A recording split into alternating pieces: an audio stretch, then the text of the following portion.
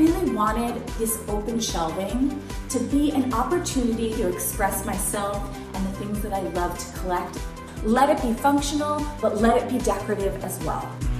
I made this choice for the lower portion of the cabinets to be a dark grounding color. Kind of feels a little bit more like furniture. So rather than doing cabinets that opened, for the most part, I have drawers. You can pull it out all the way, nothing gets lost in the back. I can tend to be just a little bit sloppy at times. So I knew that I wanted my coffee station to be concealed behind closed doors. The best part about it, they slide back. Here also is my refrigerator. They look like windows, but actually they're doors.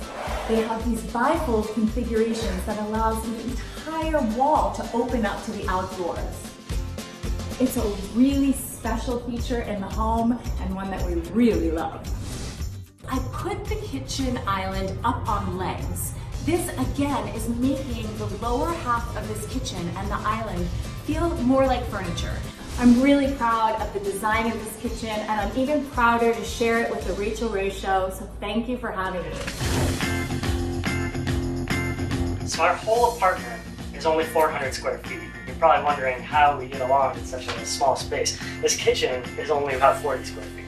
This is our extra counter space, which is actually on wheels, so we can roll this out if we need to. It gives us more than twice the counter space we had before we got it. This piece is something that I completely constructed out of mostly found materials. This whole thing cost me maybe $100 to make.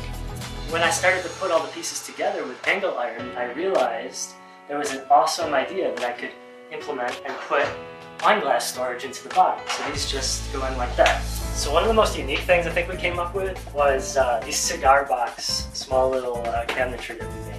This is where we store our extra keys and our house keys and stuff like that. One of the first things I noticed when we got this apartment was that the cupboard doors that were right here would open up right into your face whenever you were at the sink. So William was kind enough to take off the doors, and this became our open storage shelving unit. Thanks for checking out our kitchen, Rach. We'll see you soon. I have the most fabulous 50s rad kitchen. At least I think it's the best.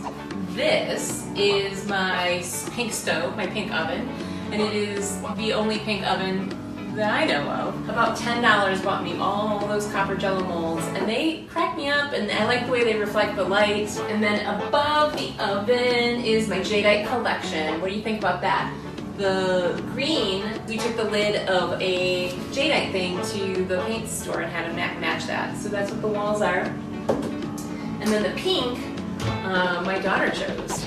So this is stainless steel farm sink with bibs on either side, and this is a very special vintage sink that they still make now, and it's a cool sink because it does all kinds of weird things. You can hang it on the wall, and one of my favorite things about it is that the wand, you can shoot into the toy room if you have to. Someone's misbehaving.